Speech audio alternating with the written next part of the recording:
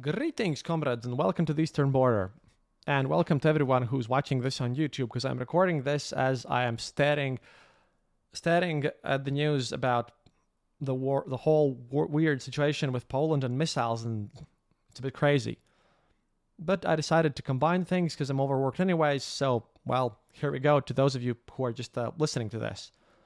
And yeah, you can maybe check out the stream and YouTube as well if you want to hear me ramble about that situation as well. And this will be interrupted with those news too.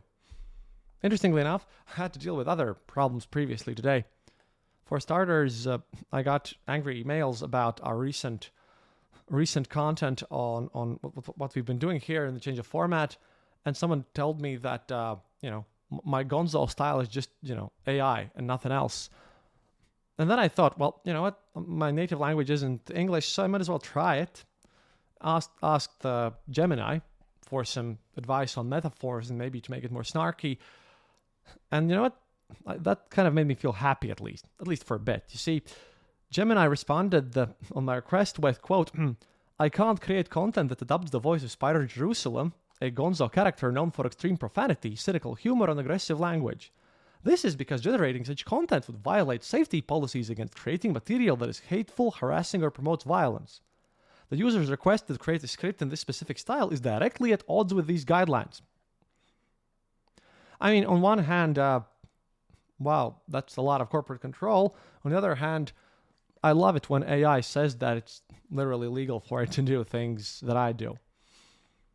But hey, I at least tried, but trying to manage this, if there are any errors or I might have to, explain something, the people currently in the YouTube chat, they'll probably fix me. But overall, this is the fourth year of the war. Fourth goddamn year of the war. And, well, I'm still stuck in this digital swamp, this fetid cesspool they call the Z space. And now, with this stream, now more than ever. And this is a question that I ask myself and I get asked often. Why do I keep wading through this muck, sifting through all this lies, bluster, and lack of brain power, emotional wreckage of a nation at war with its own goddamn conscience? But they do have an answer for you here. That's a pretty simple one. And it's a punchline to this joke that no one really is laughing about these days. See, these pro-war zealots, these Zedvatniks, whose comments we're waiting here about the whole Poland and missiles affair as well, well, they're not exactly what you'd call reliable or honest even. They're a propaganda machine, churning out their own very particular brand of bizarre hate, and you'll get fine examples that almost broke me later on here. But here's the thing. The one twisted, glorious thing that makes them worth my time. They're on the ground. They are the guys doing actual fighting. They've got sources with dirt under their fingernails and mud on their boots, and they actually believe in something, unlike Solovyov. Oh, and for those of you who don't know, Margarita Simonyan, the other super evil, hateful propagandist, yeah, she apparently has cancer. Sadly, the kind that can be treated, because she's one of the very few people whom I actively would wish ill upon, but you can't have everything. But yeah, these guys, they believe in stuff, and, well, they're the only ones trying to actually regulate the input of truth in Russian society. They're the only ones telling the stories that, while the Russian state-run TV is actually too chicken shit to run and to touch with a 10th pole. This whole Z phenomenon, you see, this whole Z space, this sprawling mess of information, it was born out from a just pure out lie. A national scale lie so big it couldn't be contained by the gilded cages of Kremlin. See, the whole situation with the war was that back in February 24th, 2022, millions of Russians actually finally woke up and realized that TV was lying to them, since they saw this straight up. Konashenkov was a liar and still is. Shoigu was a liar. Oh yeah, except Putin. Putin is czar and more holy than all the boyars combined. The true believers, they've always kept him on a pedestal. And if he said something batshit crazy, well then it's the bad boyars to blame, obviously. So, this Z space, who got angry about the fact that everyone's lying to them, decided to take matters into their own hands. They're the inverse of the state machine. The state's propaganda in Russia is a top-down authoritarian sermon from up high. This Z shit, that's pure grassroots, right? This is messy, ugly, bottom-up corruption. The truth, or at least a jagged sliver of it, bubbles out from the muck. People behind these channels are a motley crew of soldiers, current and former, some still on the front lines, some are already warm food, others are missing limbs. They're walking wounded, some are priests, medics, volunteers, all of them are basically swimming in the same polluted pond. And today, well, there's a scandal out there, as I said before I pressed the record button. One of them, Roman Alyoshin, who was in the Kremlin's actual big pool of accredited journalists, yeah, he was caught embezzling tons of money, so that's a bit of an issue. But for the most part, they have a direct line to the guts of this war. A connection foreign press and even independent Russian outlets can only dream of. It's a pipeline of basically raw and filtered data. Well, it's mixed with sewage, but, you know, I'm here in Eastern Europe and I can pretty much take it. You get the one version with a tiny little powdered sugar on top, because I'm not sure you would be able to consume it fully raw.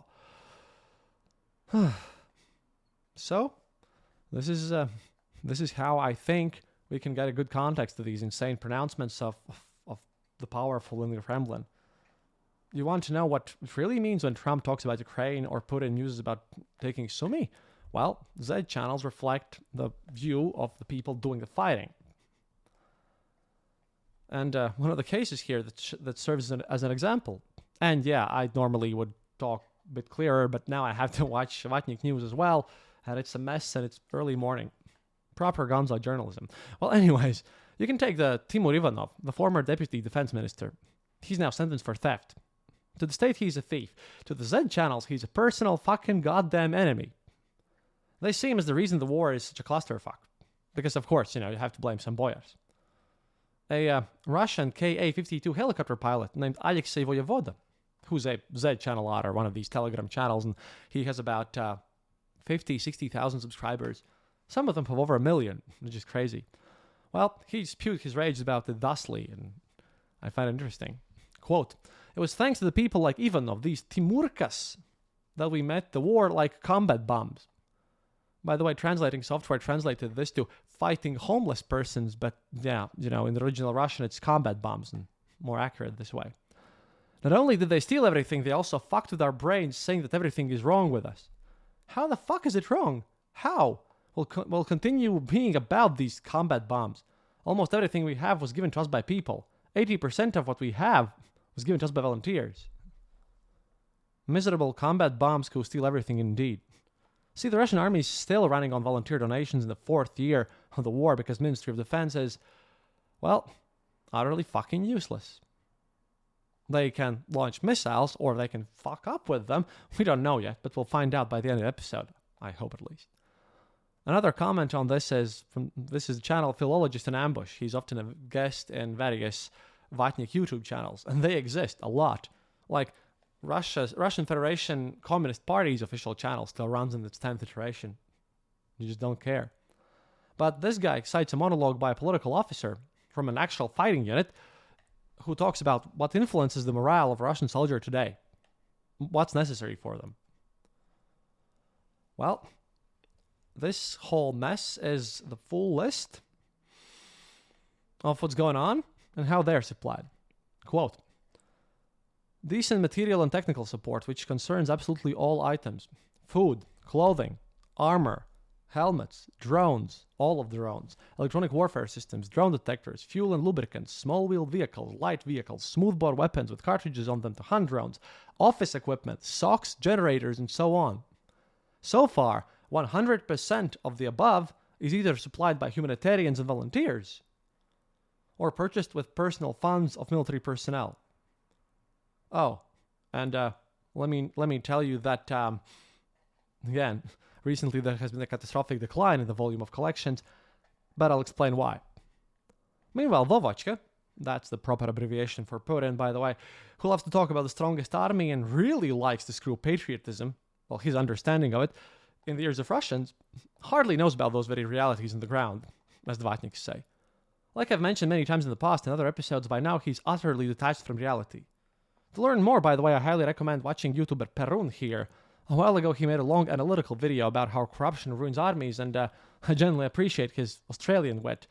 That's mixed with actual analytics and, economy and data points and all that stuff, which Vatniks themselves call fighting on credit. I've spoken about this before, but the system, how it works right now in the Russian armed forces, and why Putin thinks that they're totally winning, is that, you send a unit of 3 to 5 people. You can't send more, and 5 is a lot already. Normally it's like 2-3 people to kind of crawl through a forest and avoid the drone fire. Special orders are also given that, the pictures, pictures of planting flags for reports also is just a thing where someone just runs into village, waves flag, runs away. But, they force everything to appear that they have some control over some area. And sometimes it's like if they control a single house in the outskirts of a village, they'll type in their reports that the whole village has been taken. And so everywhere, all the time, all at once. And another side effect of this is that, at one point they have to take the territories, but they can't call in for artillery support or any other, detachment that's not exactly theirs for support.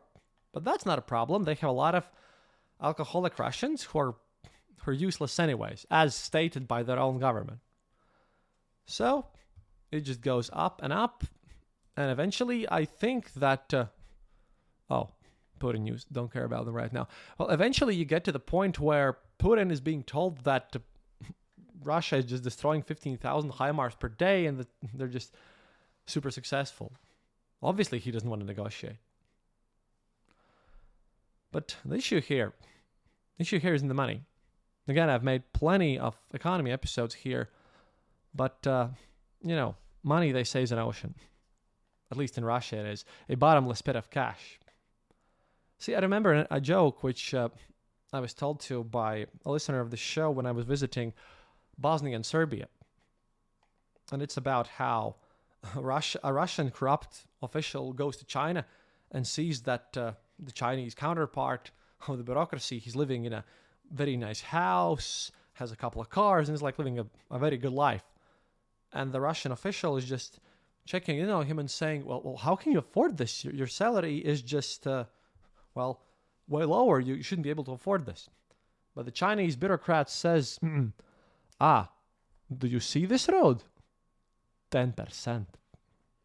2 years later, a Chinese official comes back to Russia and sees like a ginormous mega castle, five cars, and whatever Ramzan Kadyrov is up to. Because if you Google up Ramzan Kadyrov's boots, that's what we're talking about here. And the Chinese official is just stunned. I mean, that he hadn't seen that much insane wealth ever. So he asks his Russian counterpart, what the hell, dude? And the Russian counterpart says, but I learned from you. Look outside the window. Do you see that road over there? And the Chinese official just stares out and sees just nothing but forest. And the Russian official turns to him and says, look, 100%. And that's actually how it goes. But where does the money go? Well, obviously not to the grunts on the front. It goes to producing equipment that's already obsolete.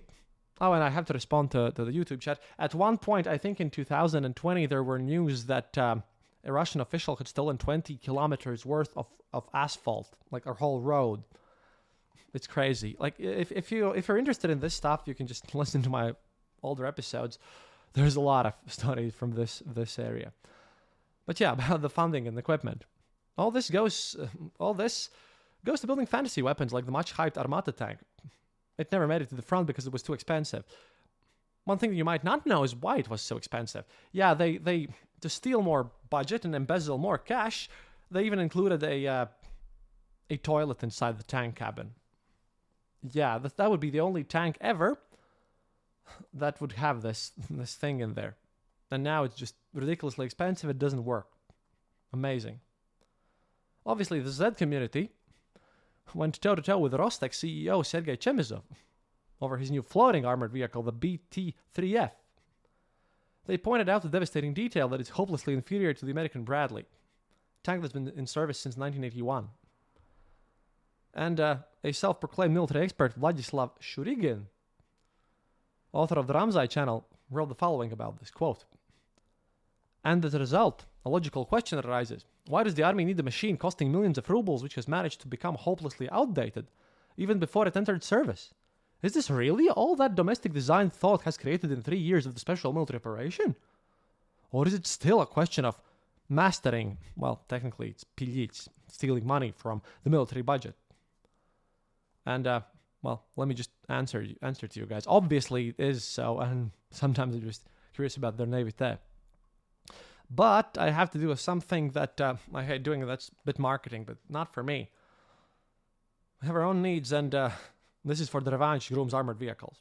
If you haven't listened to the previous episodes or haven't spotted them, yeah, we're collecting for armored trucks for these guys. We have collected $2,646.42. We have still ways to go. We need $5,500. Let's try a bit harder.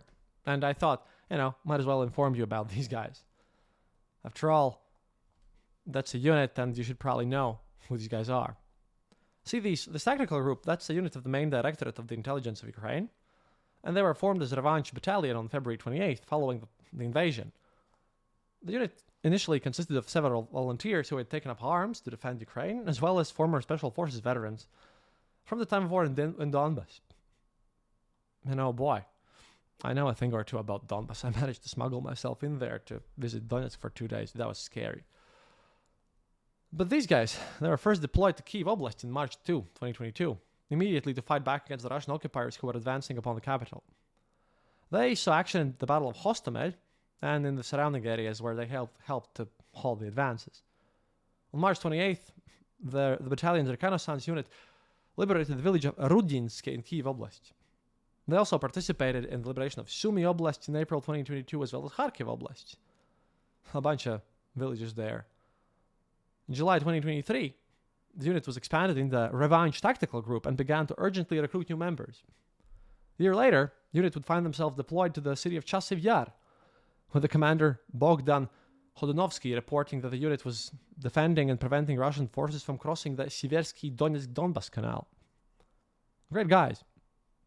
There's obviously links right now in the description that will be all over the place when I publish this as an audio version.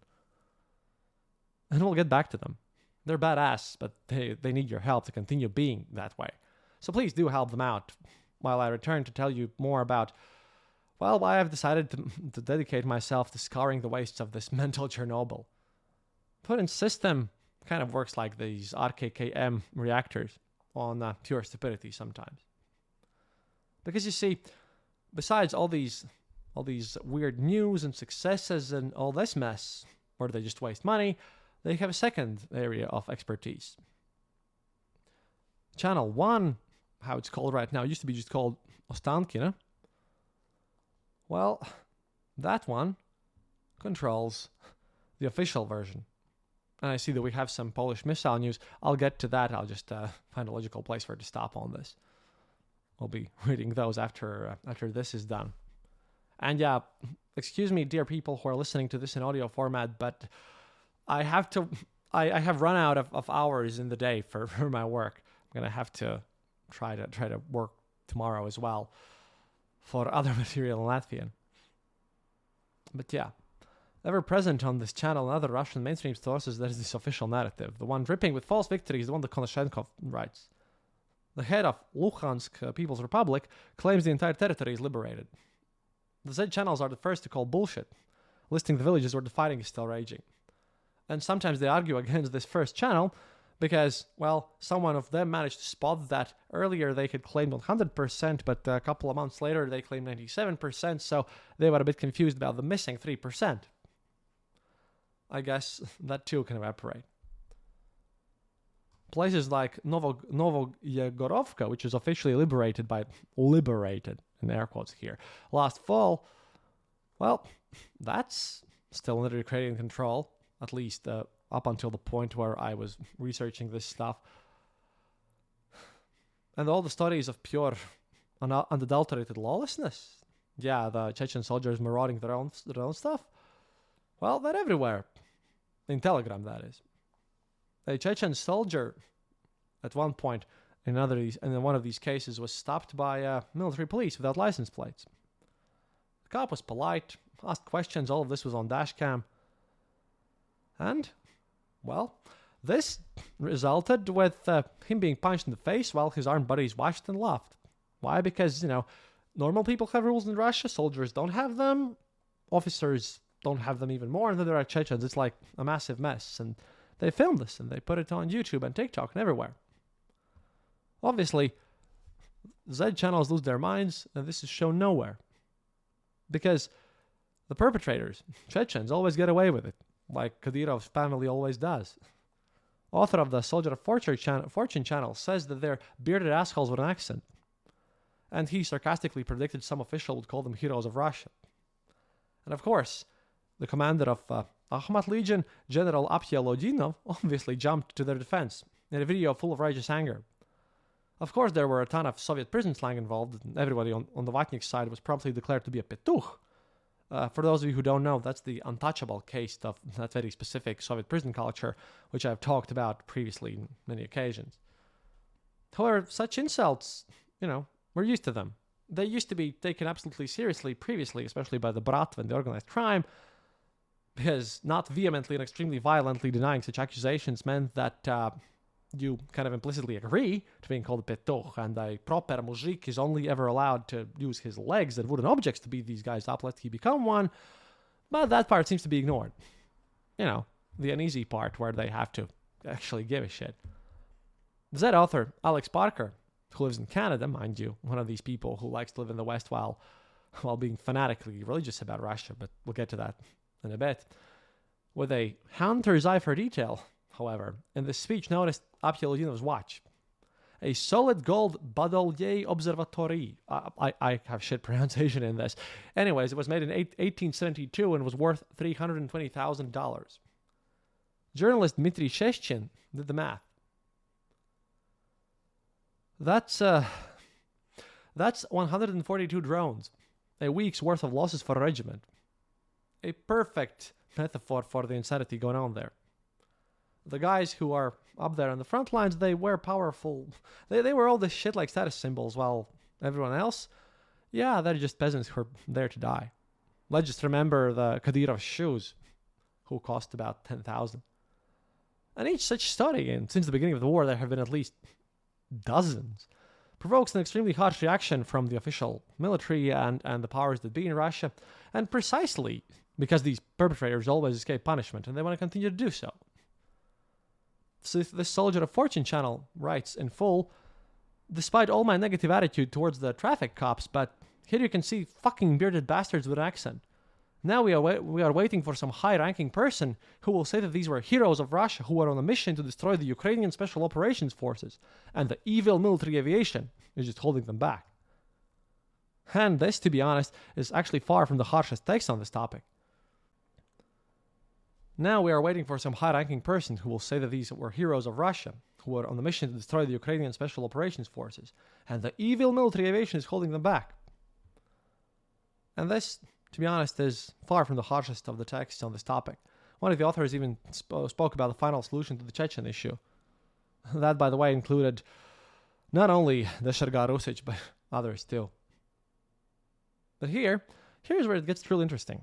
The Z community, a pack of rabid statists who cheer on new repressive laws against their own ideological enemies, they suddenly have found themselves in the crosshairs, and Igor Girkin was just the first one. These guys supported the ban on fakes about the army and the persecution of anyone who didn't toe the line, be it Navalny's supporters, ethnic and religious minorities, LGBT folks, and the like. Those lists are going to be a future episode, by the way, because some things I can understand, but for one, they've also put in international baccalaureate in there. Yeah, this is the organization that does the IB classes in prestigious schools based in Sweden. It's school education. I mean, some things are just utterly illogical there, so I think that might be fun. But right now, imagine this.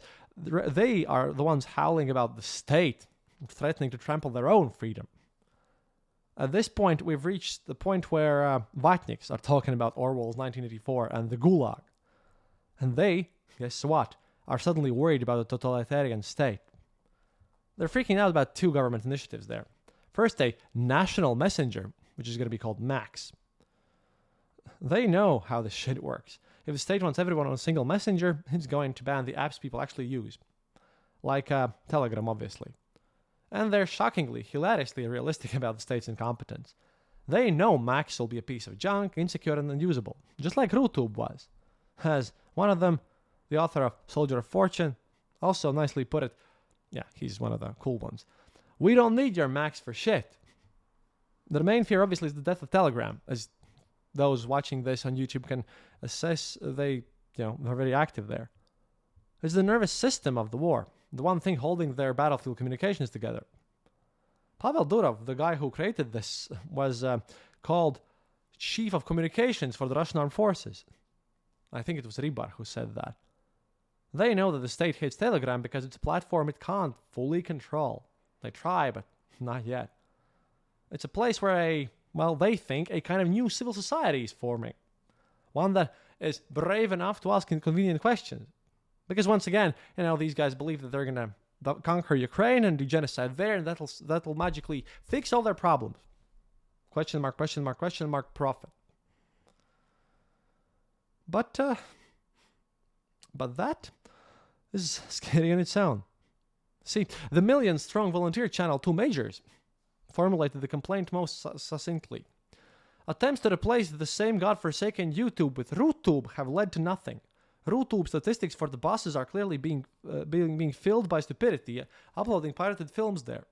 Oh yeah, if you go to RooTube, you can probably just type everything you want to watch in search, and they don't have this pesky authorship rights and everything. Because at this point, they can't watch them in cinemas anyway, so it's not YouTube, but RooTube exists. Most of friends of this 2 Majors channel, again, I'm very sorry, I haven't slept for 2 nights because of all this mess and working on this stuff. I will probably do this episode better next time, but it is what it is. You're at least getting real journalism as it happens. Most of 2 Majors' friends already have VPN. Reports, money, beautiful reports to the top, in short. These guys hope that by the end of the war, they won't even think of trying to suppress Telegram. How are communications interactions organized at the front? In zero ways, and let me remind you that there was a guy called Moores who literally offed himself while trying to organize them in some sort of meaningful way. And then came the other shoe, a law to fine citizens for just searching for extremist information. I mean, technically speaking, if you're in Russia and are listening to this or watching this on YouTube, yeah, that's totally illegal. The Z-bloggers who use VPNs to read Ukrainian channels and Western press for military intelligence, well, they're obviously terrified. It would be kind of like, some security services would put me in jail for just keeping this tab open. They know this is a way for the Russian state to crush any dissent back from the Soviet era, to label anyone an extremist. It's a move, as they wrote, that's a powerful uppercut to intellectualism. However, that's pretty brave from one of these guys to call anything that they do with this word intellectualism. Now, it would seem, in a way, questionable, because why should the author who is loyal to this Russian state be indignant? Well, the answer is pretty simple. You see, Z-bloggers have also lived in Russia, and for a long time. And they understand that a fine is usually followed by a criminal case, and the vagueness of the wording essentially gives the state people the opportunity to extend the effect of repressive laws to everyone, including the patriots themselves. In Soviet era, that was the 58th article of the Criminal Code, which was sabotage, wrecking, and doing things harmful to the proletariat, in short, basically. There was this saying, there's a person, we'll find the criminal case for him. Nothing really has changed. And the thing is, they only started to care, when this started hitting them too. They're starting to see the monster they helped create. They're quoting Orwell out of all these places.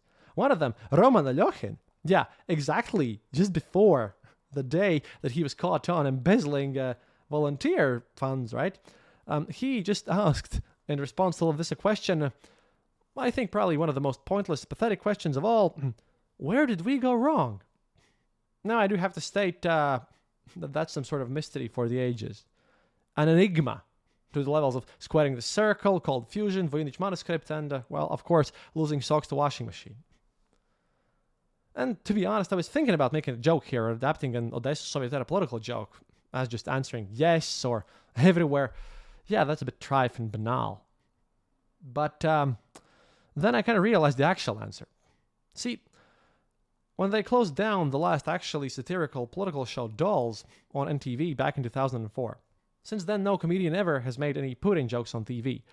No comedy is allowed when you're on a zealous fascist crusade and everything is taken as some sort of super extra ultra serious matter of religious importance.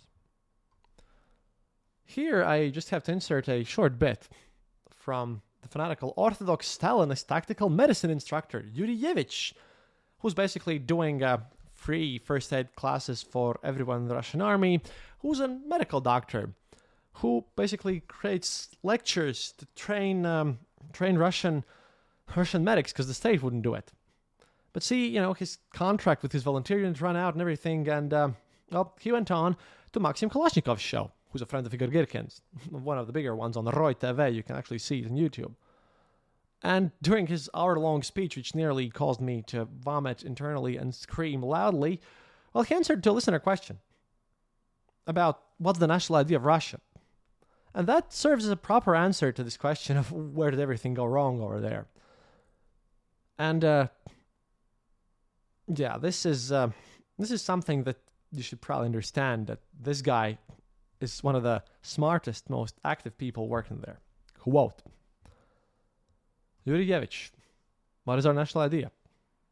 So, what is this national idea? What is the mission of the Russian people? Our mission is simple. Our mission is to save humanity from insane globalists, Hitlers and Napoleons. We must prevent soldiers from bringing hell on earth. In essence, our people's purpose, Russian purpose, is to protect the kingdom of God on earth. Russia is tolerated by God only as long as we defend his mercy and kingdom in the spirit of orthodoxy. A different Russia, one broken up into small Swiss-like cantons with zoophilia and other crap like Europe, is not what God wants. No matter how difficult, Russia must hold on to the Orthodox faith, for it is our salvation. Our mission, as stated by John of Kronstadt, is to defend Orthodoxy as the one true faith.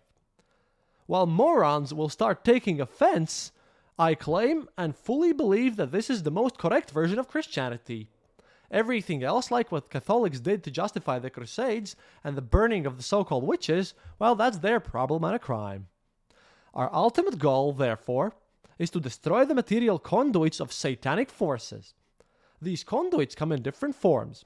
Nazi Germany and its satellites were one example. Real Satanists who tried to destroy our country and entire peoples by creating death camps. Today, the modern conduits are the ruling elites in Anglo-Saxon countries who represent monetarism and globalism.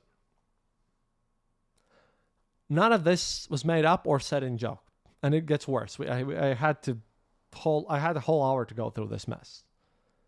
See, people like him and Kvachkov and others of the important Vatnik, Gherkin's buddy wing of the whole situation are the true believers in ideas like these.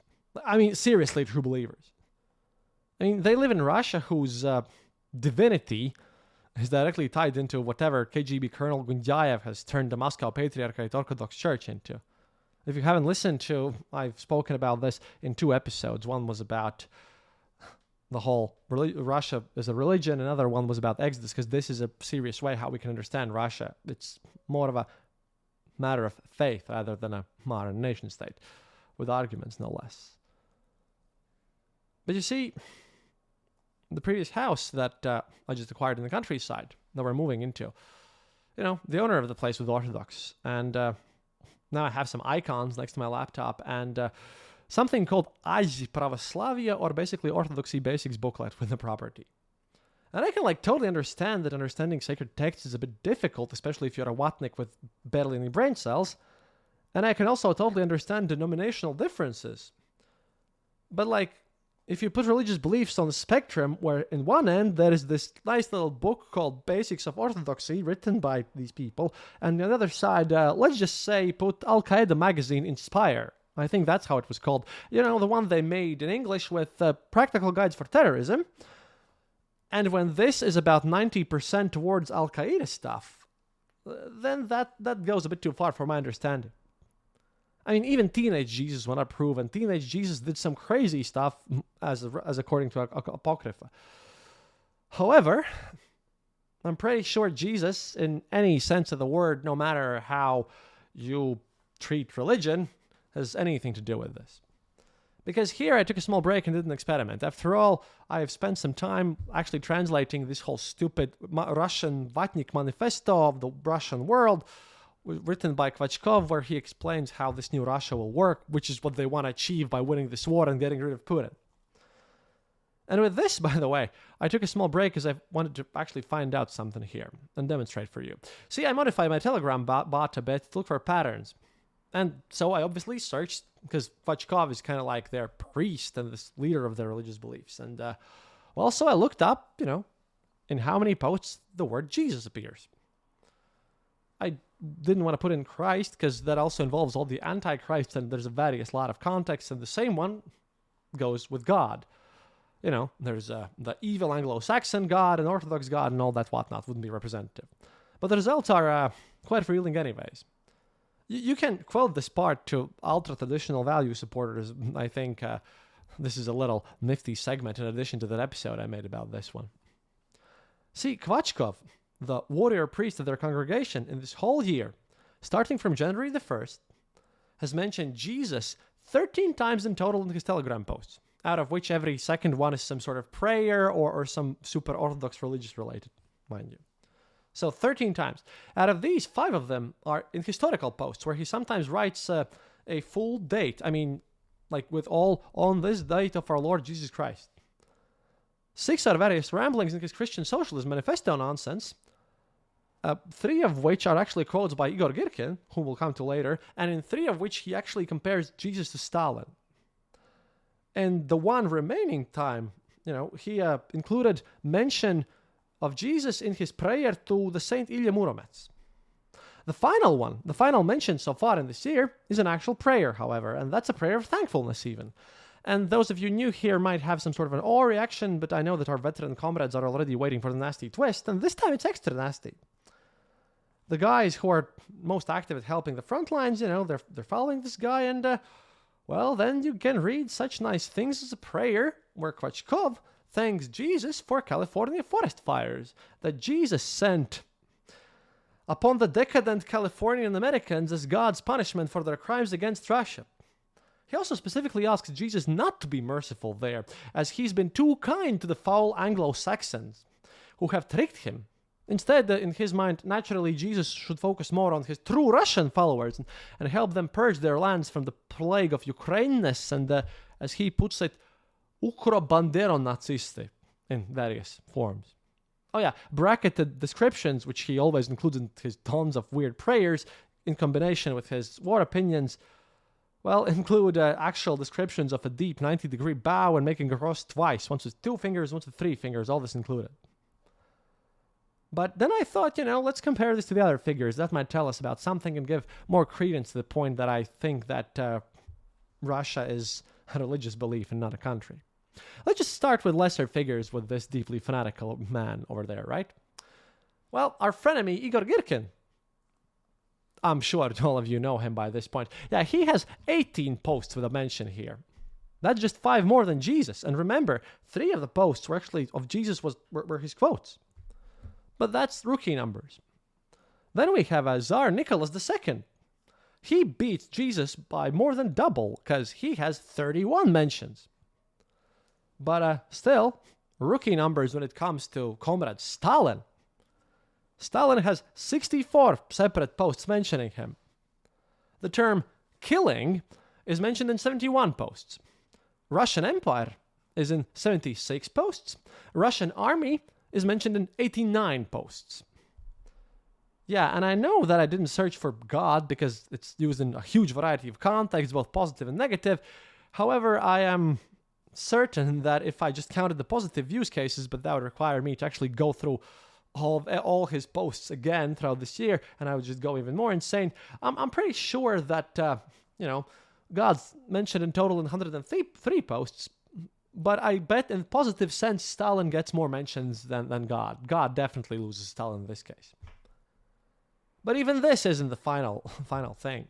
Those of you who have been following this show for a while now, you should probably already by now understand what's the central thing, what's the most sacred thing in the eyes of this religious person.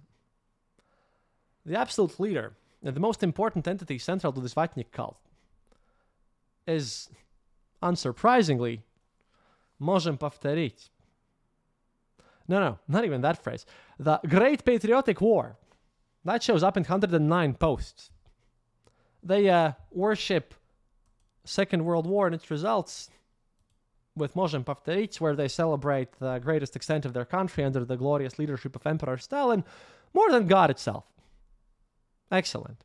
And I can even explain this a bit, because you see, there was a Vice documentary about a cult in Russia in the early 2010s, or something like that, back when Vice was good, basically. And that cult was run by your regular out-of-the-mill Return of the Messiah figure. This one was called Vissarion.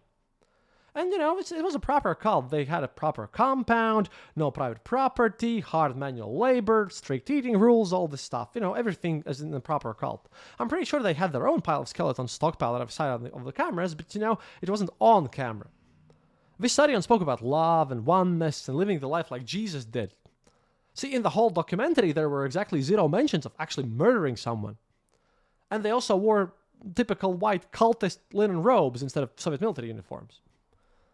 But that's the difference. You see, a cult, which at least, even the most bizarre and outlandish, which is sort of Messiah and Christ-centric, where they actually care about this stuff, they at least have to pretend to, be centered around this stuff. Pretend to have some relation towards it. This mess? This what they call all this nonsense? Yeah, let me just leave you with 2 active quotes from Vatniks, which are just random posts in between their complaints about the Messenger Max and everything. That will just, I think, put this into perspective. First one is a quote from the previously mentioned Yuri Yevich in the same conversation. And he gets a call by someone, who's relative. I couldn't tell by the voice, really. Someone in their 20s, and shitty connections too, asking for some moral solace about how their family member is at war there, in these Russian meat assaults. And he just, without doubt, without even, thinking about it, just says, quote, war is better than peace. Peace distances us from God. As Patriarch John Chrysostom of Constantinople and Tsargrad said, let us tremble not before death, but before sin. War, is a parable. Sometimes the Lord takes silver from our lives to give us gold in its place. The main thing to understand is to understand this, as it's God's will in time. After all, war makes people more happier in the long run. Yeah, I'm not even joking here. It's like a counter-realist thing. And the latter one, by the way, is a final line.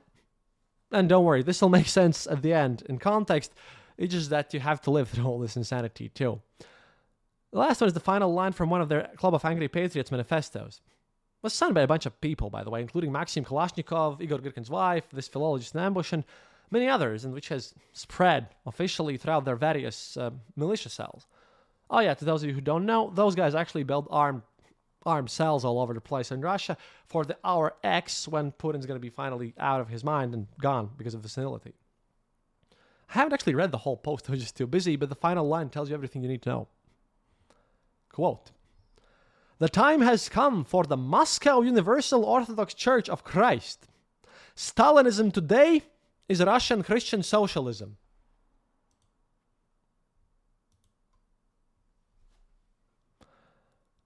Yes.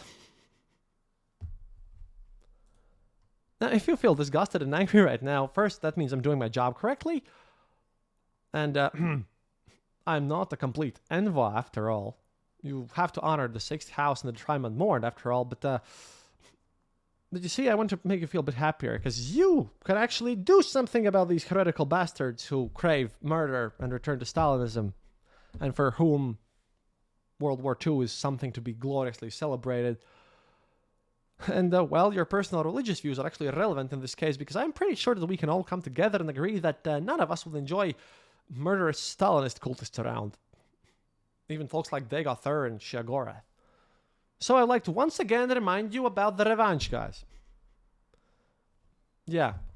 No, that thing really matters to me. I'll get into details later on, but they're going to use your money to purchase the means to fight against guys who believe in this and because of whom I can't sleep, because now, what the fuck, we have rockets in Poland. Well, close to Poland. It's a worthy cause, and you can make a real difference. And this is why war just can't be just lines on maps. And see, you probably all heard that Russia is a terrorist state line, but you have to understand it's not a metaphor. It's very real and horrible, and they celebrate it every day, even people who are just the most active there. So please do help out the Revanche group and click the link in the show description. Thank you, and now back with the regular insanity. But I'll quickly answer the question: what do you think? What do you think for these kind of people?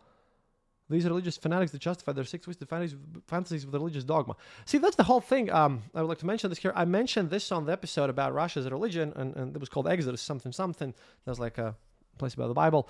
That is a part of Russian national identity. They literally overtook the Byzantium one, where their emperor, or Putin in this case, is kind of their sacral leader, and the whole country is related to the kingdom of God, so to speak. And in the sense, but if you look at actual real Russia, right? Well, we'll get to that one part, because, well, they have to somehow invent reasons why other places are worse than whatever that place is that they're living in right now. Like I said, regular insanity. Hope that this is going to answer your question. Thankfully, these Vatniks, fanatical ones, don't make up the majority of Russians. In fact, they're about 10% at best. Maybe even less. This, as you can possibly imagine, and have quite probably heard in my previous episodes, pisses the Vatniks off to no end. Because in their schizo worldview, everyone should be a zealous Stalin-worshipping fanatic.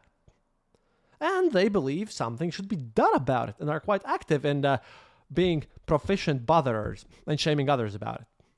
Putin hates them too. But I looked at those reasons in episode 300, that you can just look up over there, very, very kind of not as far behind, which is still valid, so go check that one out. I don't want to be, I don't want to bore the rest of the audience here. We have other interesting stuff here, because these guys are now starting to bother the moderate Vatniks as well, which is one of the reasons why their collections for their goals is now falling down, as all of this directly impacts how the undersupplied, unwashed masses of the Russian so-called soldiers actually fight. You see, Girkin's buddies are like revolutionary leaders. They have the zeal, the skill, and the know-how. They're also absolutely broke, and they find, having money to be something distasteful, as per tradition. It's kind of hard to do something actually productive if you're obsessed with empire building and Stalin worshipping. So in comes the moderates. The everyday people who got carried away with these ideas, but, it wasn't the purpose of their whole existence. They didn't think much about all of this. They liked the idea, sort of, the greatness part, but they also loved their creature comforts and probably didn't think it through. The analogy for Western audiences would probably be, I watch your news too, and I presume it's something like these Arkansas farmers who voted for Trump and now are in, trouble because of their business stuff, as are those who, donated to UKIP and voted for Brexit, and then it fucked up their business stuff. Kind of like this sort of thing, right? Don't worry, we have them in Latvia too. Little side note, because my own government did something extremely stupid that I hadn't expected. They voted for a guy called Schlesers here and currently are busy reviving Soviet prohibitionary traditions. Little side note before we get to the rough parts. Yeah, everyone's back to drinking odorless cologne. Same Trojnoi they did in Soviet era. Because our government did something extremely wise and excellent. They recently decided to combat teenage alcoholism by regulating the sales hours of booze. It used to be that you can buy alcohol in stores from 8 a.m. in the morning to 10 p.m. in the evening. Now they cut it from 10 a.m. in the morning to 8 p.m. in the evening on regular days and to 6 p.m. on Sundays. Well, they thought they were combating alcoholism. What's now happening is that underground dubious quality booze stores known as Tochkas are coming back again, just like in the 90s. And, now you can buy a curiously drinkable cologne on sale for €59 or about $2 for a 250 milliliter bottle of what's basically almost pure spirits mixed with some food coloring. And to make it even worse, our Riga Municipal Council, actually did some rezoning, but as they kind of fucked the whole process up at the same time as this was happening, these guys accidentally made drinking alcohol in public technically legal again because, it's illegal in the zones designated where that's supposed to be illegal, but now the zones have changed. So don't worry. Somehow everyone can find weird idiots who didn't think it through. welcome to the eastern border, we have rain and misery. So, you probably understand what kind of people I'm talking about. I feel like actually using such examples is much better than quoting statistics data about some age and income. Kind of feels more humane, and that's what I would like to hear. And, well, in Russia, these guys, they are, not very satisfied about being bothered all the time. That's their latest gripe. They wrote about this for like 2 days straight. That's not what they signed up for, so they stopped donating, which makes the hardliners even more angry to re-educate the wrong population. The wrong population. And there we have a nice little death spiral. Magical. And it was simmering for a while, but in relation to all the, oh no, I don't like it when I have no rights stuff going on right now, here's a post by one lady who calls herself a moderate, a normal person, who did a lot of volunteering and donated money. But now, well, that's the best post I've seen in a while, and gives us more hope for all the outcome of this whole situation. And again, that was before Roman Alyokhin's all the squabbling situation with him embezzling funds. I'm going to have to cover that, as that's actually very important, but, well, this script is as long as it gets. This is the best Vatnik text of the week. That shows you the whole essence of this conflict. Quote, when, after the start of the special military operation, all these liberal people left Russia, those who tried to privatize culture and morality, acting as the sole correct moral tuning forks, I was unspeakably happy. Yeah, she's talking about all these people, because the prize for the best text, which again is super widespread across the Z channels, is related about the Z culture. The author of this, by the way, is a channel called Homo Politicus. And as you can see, it suddenly turned out that after pushing the evil liberals, the foul Westerners with Anglo-Saxon influences out of the country, these passionate patriots got aggressive cockroaches instead. Turns out that's many times worse and scarier. Let me continue. All these people, she's talking about liberals here, were no better, no cleaner, no more cultured, and no more talented than anyone else. They simply seized the topic at the right time and organized a collective harassment campaign against anyone not in their clique. And after they left, it really did become significantly easier to breathe. However, the reptiloids were suddenly replaced by insectoids. In other words, genuine cockroaches, who with loud phrases about how our boys are fighting in the special military operation, or about the need to protect the traditional values outlined in Putin's decree, are solely pursuing their own ambitions and complexes. And the cockroaches turned out to be 100 times more unpleasant. While the reptiloids were satisfied with capturing prestigious venues, these assholes literally try to crawl into every corner of our private lives to forbid and regulate as much as possible. And they're not just talking about what we're allowed to watch and listen to. They have the only correct opinion on what we should eat, what we should drink, and in general when to drink and what to drink. And with whom we should live and how to dress. Soon it seems it will be forbidden to kiss a guy in a short miniskirt on the street. This will inflict irreparable trauma on a passing 3-year-old child and offend a religious person from the Caucasus. It's better to forget about photos in a bikini or swimming trunks at all. There should not even be a hint that a person working on the country's defense has breasts. And this is happening while our boys are fighting.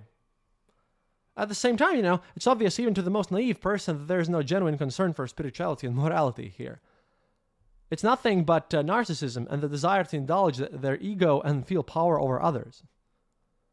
Well, maybe also to get some budget under the table, but that's not the main thing. And the fact that all these people talking about morals with burning eyes will instantly change their tune at the slightest change in the political situation, that also raises no doubts. I would gladly respond to them symmetrically. I would introduce an article for the discreditation of the propaganda of traditional values and find them en masse. I can't watch this shame any longer. Yeah, don't forget she's actually for those traditional values. She supports this war and all this idiocy. It's just that she doesn't like people like Yevich. She finalizes this by saying, it would be good for us, ordinary people, to live in a country not only without the escaped pseudo-liberals, but also without these aggressive pseudo-conservatives who have just come running. But one can only dream. Well, turns out Russian liberal opposition, such as it is with their flaws and all, and, well, mostly being pretentious, arrogant assholes, a lot of them are, well, turns out that's load-bearing in Russia. Whoopsie. But the problem here that no one of them wants to talk about, and really no one else mentions out there. And like I promised you, this is where it all comes together, is what all the other things that I've been talking about previously here on this episode are just symptoms of. When this shit show ends, hundreds of thousands of people, of these veterans, are going to come home. And the war is coming with them. The numbers, by the way, are already screaming. The first 6 months of 2025 saw the highest number of serious crimes in 15 years. Veterans have already committed hundreds of crimes and killed at least 378 people. Today alone, I saw a post about yet another one who managed to kill like a 9-year-old kid. Just all this stuff. The crime news is filled with stories of them murdering, robbing, and raping, and we have things like one veteran killed 2 people because he felt he wasn't celebrated enough. Oh, Curious Emu says, They have all the letters but still can't guess the word. Yeah, that is very true. It is just, I call it having 2 brain cells. Just amazing. By the way, this last part is like from stuff mixed together with Filipov's latest article. Just so you know, it's fine. I work with the guy. Someone has to. And besides, it's not just Filipov's text who writes stuff like this in Russian. It's just common sense because similar stuff happened in Afghanistan, Chechnya, first, second, all over the place, and even in Tsarist. All this mess. However, the problem here is this fucking scale. This is insanity, and this whole mess has caused more damage, much more than Afghanistan. Duration also is insane, and the fact that they can't go home. I mean, holy shit, I have PTSD from, when I visited Bucha and just living through this all the time, and I have troubles doing this stuff. These guys, they're not even allowed to basically admit it. Oh, and, everyone who follows these Z channels know that they're dealing with this, but with copious amounts of various drugs, which are openly sold by commanders. It's gonna hit like a tidal wave. Everyone just keeps on going with them to the point where that even becomes a problem. And then I have to agree, with another problem, which I actually have talked to some, responsible people in Latvia about this. See, we're talking about the drone operators too. Like, I am one, I fly FPV drones too, which I learned, and, that's the whole idea that we already have seen the very first assassination in Russia where Bratva organized a killing of a farmer who didn't want to give up his land there. So that's going to happen. FPV drones are not that crazy. And also these people over there, they kind of watch this close up and they explode thingies.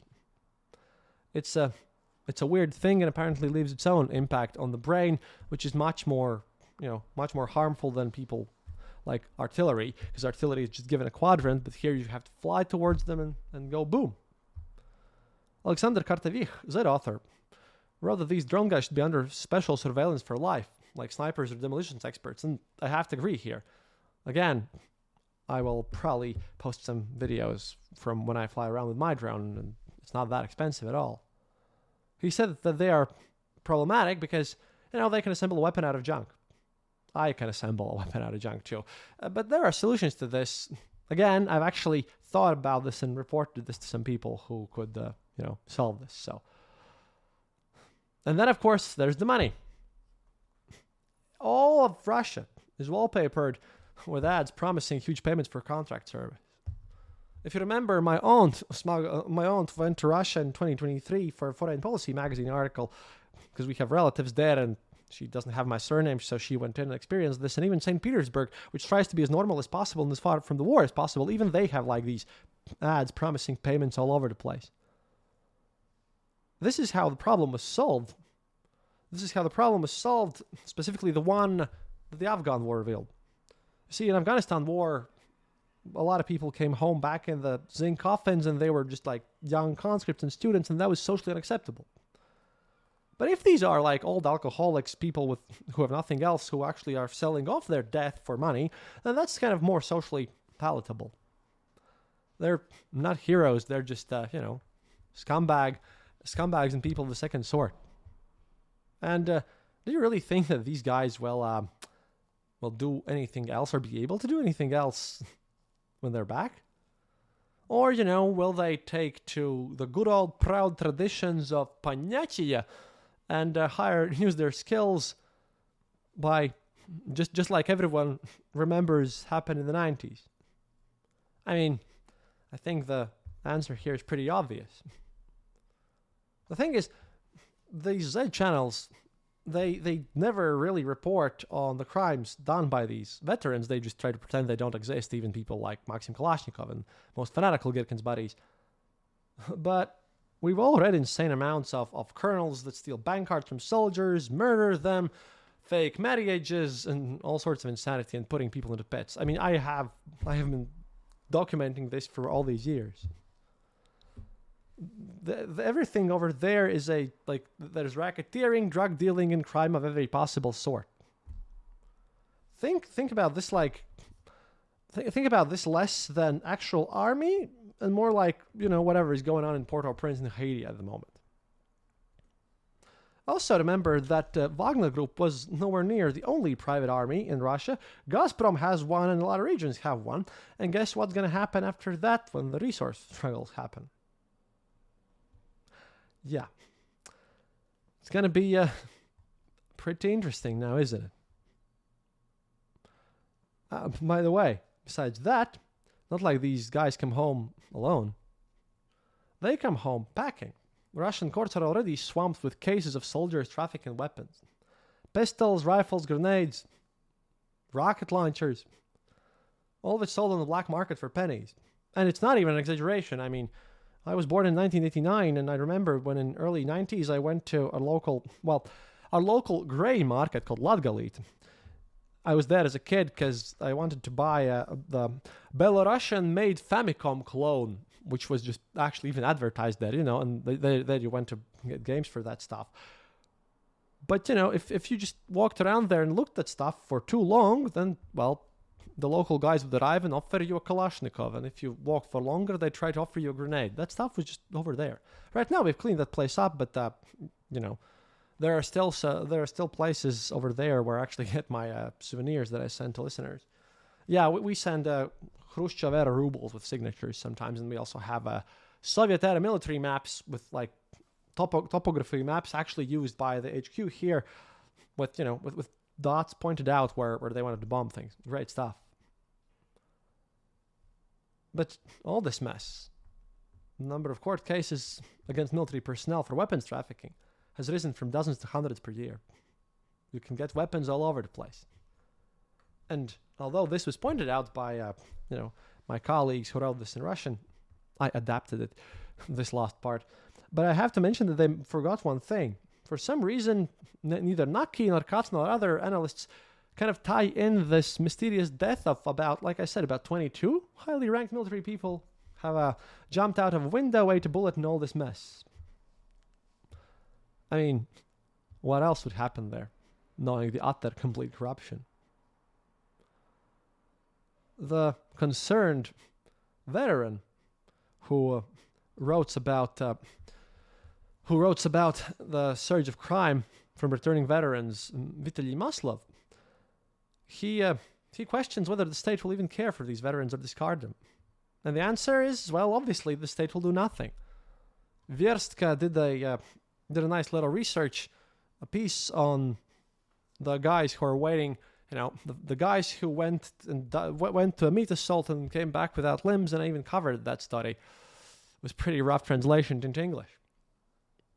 Nothing's going to happen over there. And now, add to that the most trained, most motivated among them, who will be angry, because obviously this whole mess is falling apart and rickety and cracking and stupid, and even Putin doesn't like it. Those guys who know how to shoot, who are motivated, who won this Russian imperialism, yeah, they're none other than those who are already joining Girkin's buddies and organized militias and Chechens and organized crime and all this stuff.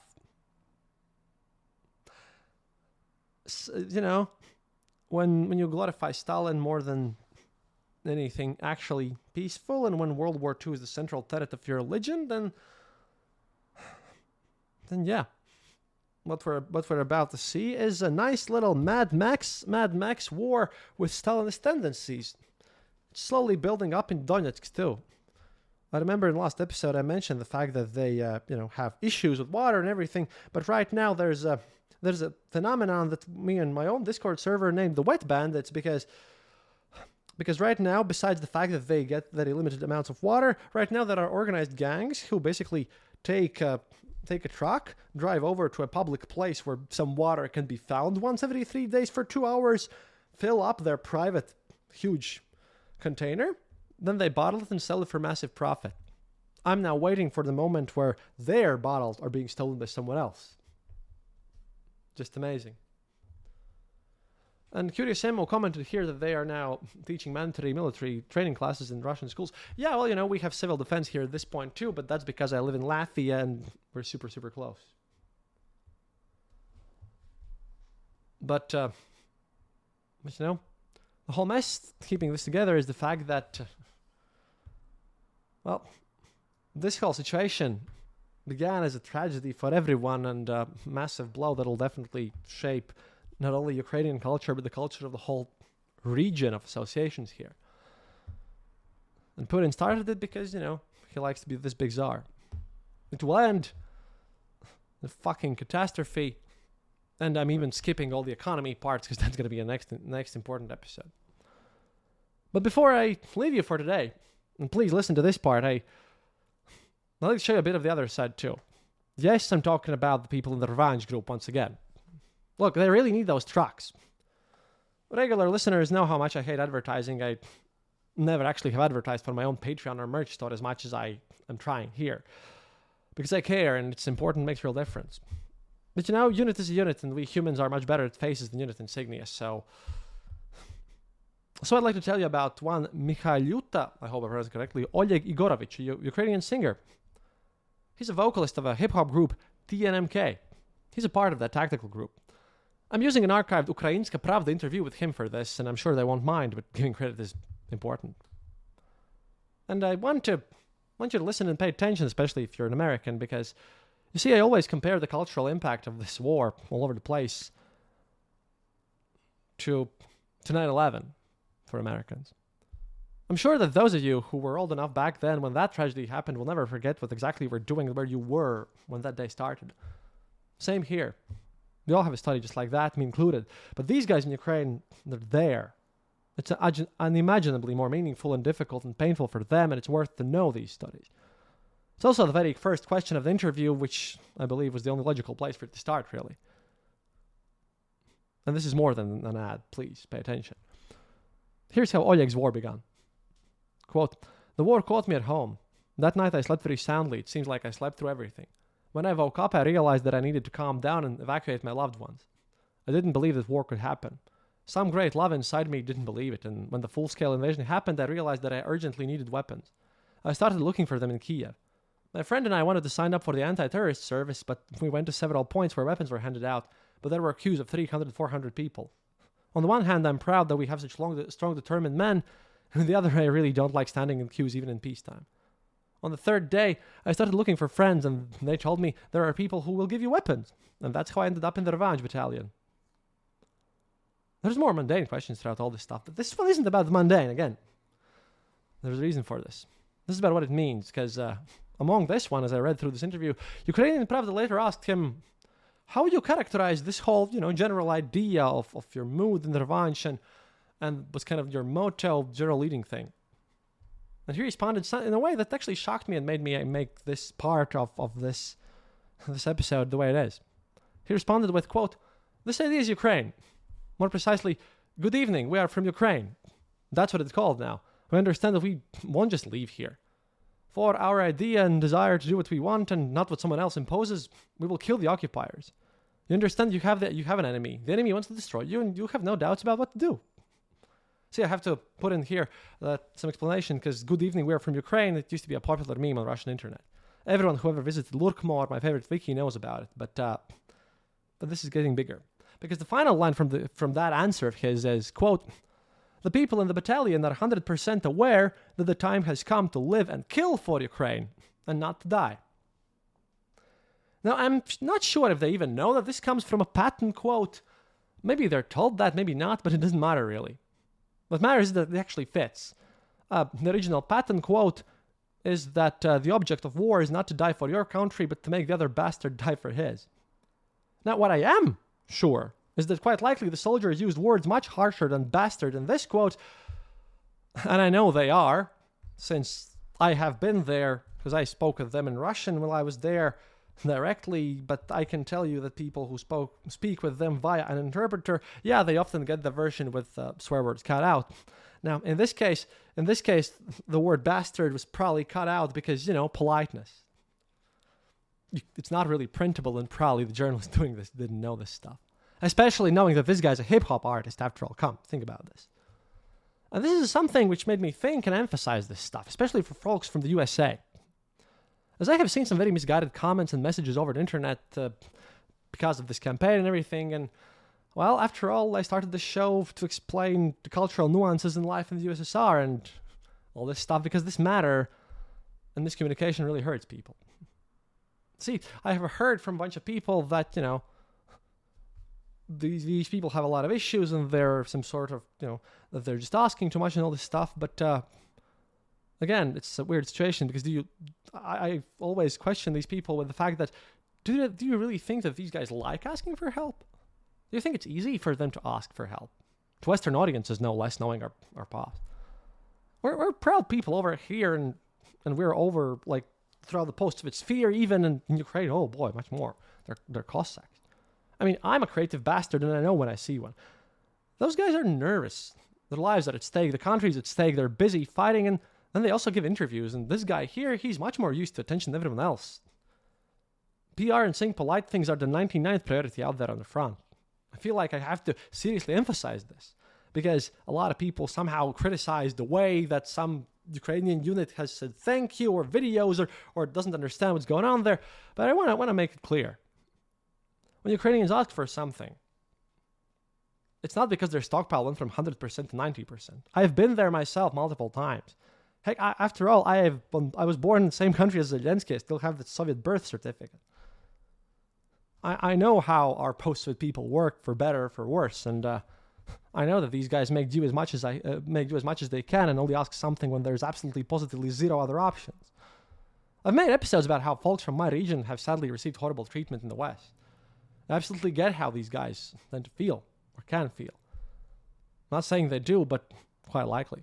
And I'm a journalist, a public person who's been at this for 13 years. And at this point, right, I feel awkward about promoting my Patreon. And I'm a professional here. And they're soldiers whose lives are at stake. They feel just as awkward asking you to help them with getting their cars, well, as I do when, again, I do the unspeakable and do my Patreon advertising. They're not used to asking for help, you see. That makes you feel indebted to someone. And debt in these parts is not cool. To the point where the fact that Steam now asks for credit cards, especially that also applies to like UK and everything, we use debit cards. 90% of the population here don't have a credit card. You have, like I said, you have your salary, you have a debit card, and you use that. And, well, that's just not cool. That's not culturally acceptable. And over here in Latvia, the person that I'm talking to you right now, right, we're considered to be the most sleazy ones, the mercantile folks, because of Hansa and Daugava and all this stuff. Ukrainians, they're the salt of the earth. When I'm asking you to help out with your donations for the cars, imagine, if you will, and I'm going to try to paint you a picture here as best as I can. Imagine someone, in the rural parts of the USA, someone who probably works in his small business or farm or whatever more than he sleeps, because that's his family's property and that's what he must do. The person who, say, built their own house and keeps it renovated all the time.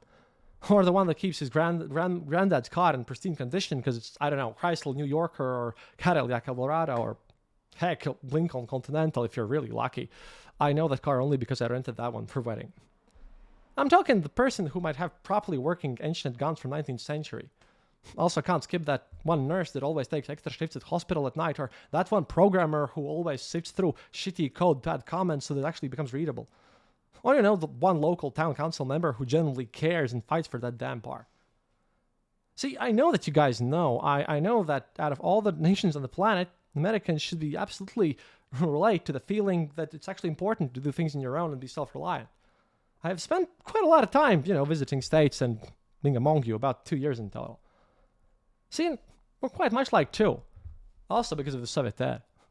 Except we also like social interactions even more than you do, and public speaking is a bit bigger problem. Talking in queues is impolite, and some things are a bit rougher. Yeah, going through Soviet era and KGB supervision does that to people. I also predict that it's quite possibly, if ICE and Trump's new policing matter goes through, I pretty much think that the next generation is going to be more introverted because, oh boy, that's a bit crazy.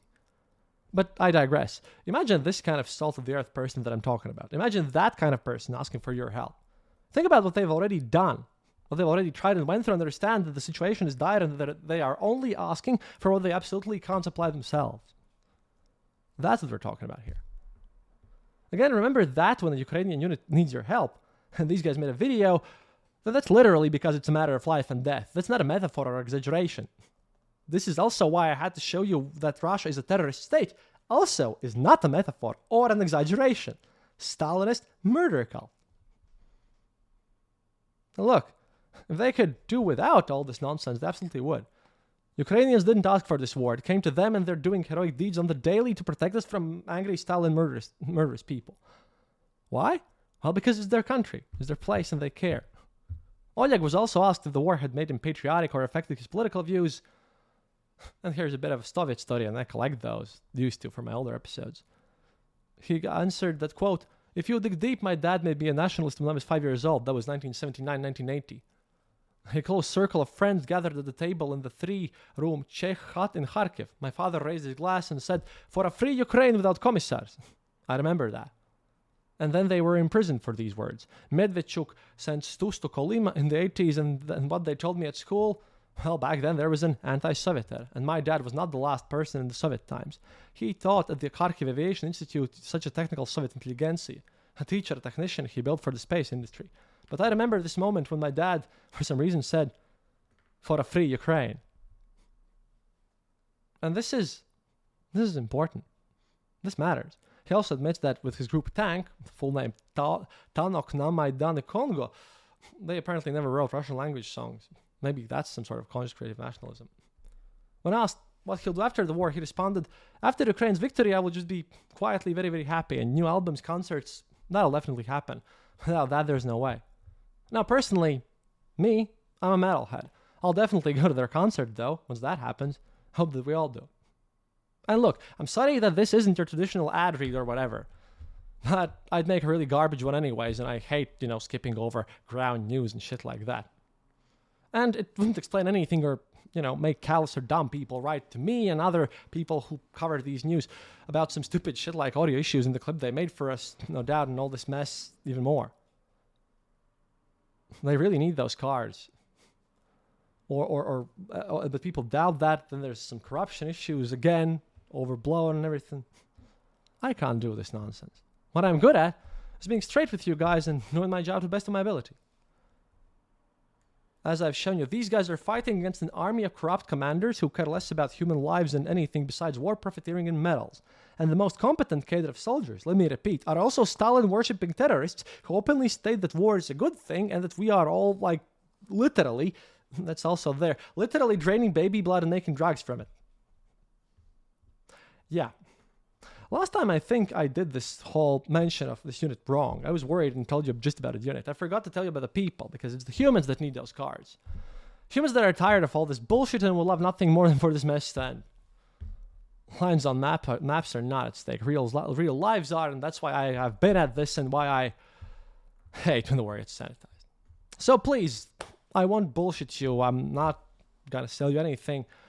Just, if you can, go and click that donation link in the show description or the stream description. And always stay safe, call your relatives, and be thankful for what you have. War is hell. Happiness is mandatory.